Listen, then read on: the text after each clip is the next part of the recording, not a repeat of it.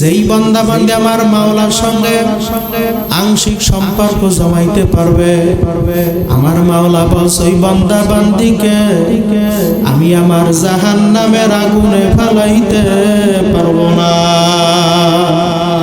হে যুবক ভাইরা, বৃদ্ধ বাজানরা, গুনাহ করতে করতে কাঁচা দাড়ি গুনা পাকা হয়ে গেল, শরীরের ভিতরে চামড়ার ভিতরে গোস মাইরা গেল, দাঁত গুনা পইরা বকরা হয়ে গেল, কিন্তু তোমার আমার ইমান গুলো ঠিক না। এখান থেকে কে কে খাঁটি তাওবা করবেন? হুজুর আমি 5 ওয়াক্ত নামাজের টাইমে 20 মিনিট করে আমার মালিকের রাস্তায় ব্যয় করব। কে কে পারবেন? হাত জাগান, নারায়ে তাকবীর, লিল্লাহি তাকবীর। আল্লাহ আপনি তাকায়া তাকায়া দেখেন, গুনাহগার বান্দা গুনার বোঝা মাথায় নিয়া আল্লাহ আপনার দরওয়াজায় হাত উঠাইছে। আল্লাহ মোদের সবার গুনাহ খাতা মাফ কইরা নেকের দ্বারা পরিপূর্ণ কইরা দাও। হে দুনিয়াদার পাগল আমার বাবারা, হে কবরের যাত্রীরা, পর্দানের মা বোনেরা, বাজান একটু চোখ করে বন্ধ কইরা বসো, একটু মুরাকাবা কইরা বসো। এই জান্নাতের বাগান কিন্তু আগামীকাল পাবা না, এখনো সময় আছে বাজান। চোখ পুরা বন্ধ করো। মামবাকা মিন খাশিয়াতিল্লাহ হারামাল্লাহু তিলকাল আইন আলান্নার।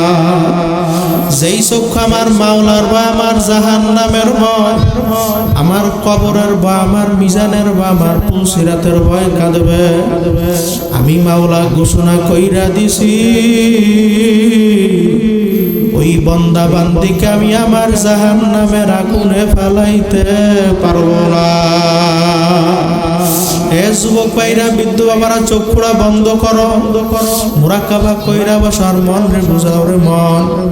জীবন অনেক বড় বড় গুনাহ করছি, তোমার গুনার কথা তোমার মায় জানে না, তোমার বাবাও জানে না, জোরের ভাইও জানে না, বন্ধু জানে না, কেউ জানে না, একমাত্র জানে কেডা।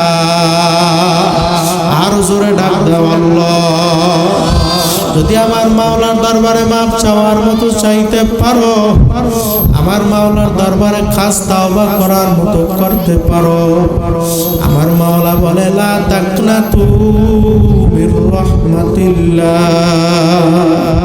হে বান্দা বান্দি, তুই পাহাড় পরিমাণ গুনাহ কইরা ফেলাইছ, তুই শিরকির মতো বড় বড় গুনাহ কইরা ফেলাইছ, আমার দরবারে আয়। আমার দরবার ফেরার দরবার না, আমার দরবার নৈরাশের দরবার না।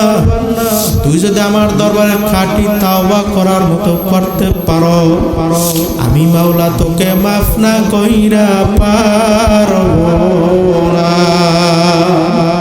হে দুনিয়াদার পাগল আমার বাবারা, বাজান সবাই চক্ষুরা বন্ধ কইরা মুরাকাবা কইরা বসো, আর মন রে বুঝাও রে মন, এত সম্পদ আমি কার জন্য কামাই করলাম? মৃত্যুর পরে ছেলে ডাক দিয়া বলবে, মাগো আমার বাবার মরা লাশ আমি একা পাহারা দিতে পারবো না।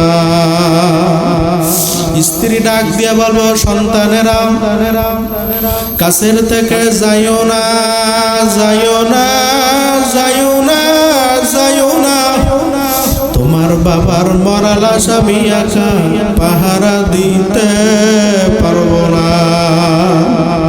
বাজান এত সম্পদ কার জন্য কামাই করো? বাজান কোন দুনিয়ার পাগল হইছ?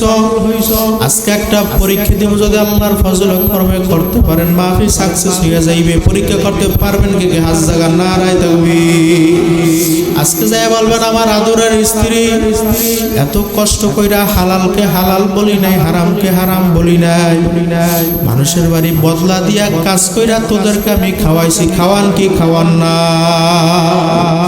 স্ত্রী মৃত্যুর পর আমার গুনার ভাগ নেবা, বলবে না না না না, আমরা গুনার ভাগ নিতে পারবো না। ছেলের কাছে জিজ্ঞাসা করবেন, বাবা এত কষ্ট কইরা রোদ্রের ভিতরে পিঠটারে পোড়াইয়া মানুষের বাড়ি হালাল হারাম মিলিয়ে জিলায় কাজ কইরা তোদেরকে আমি খাওয়াইছি, বাবা মৃত্যুর পর আমার গুনার ভাগ নেবা?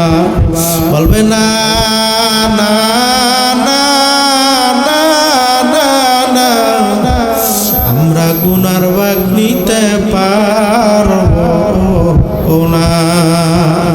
বাজান আপনার দায়িত্ব হচ্ছে আমাদের ভরণ পোষণের, আমরা গুনার ভাগ নিতে পারবো না। বাজান চোখটা বন্ধ করে মোরাকাবা কইরা বসো আর মন রে বুঝো রে মন, এত সম্পদ কার জন্য কামাই করছো? কোন ছেলের জন্য কামাই করলা? কোন মেয়ের জন্য কামাই করলা? মৃত্যুর পরে লাশটাকে বাহিরের ভিতরে ফেলাইয়া রাখবে। তোমার কামাই করা টাকার বাড়ি, তোমার কামাই করা টাকার গাড়ি তোমাকে জায়গা দেবে না। এ দুনিয়াদার পাগল আমার বাবারা।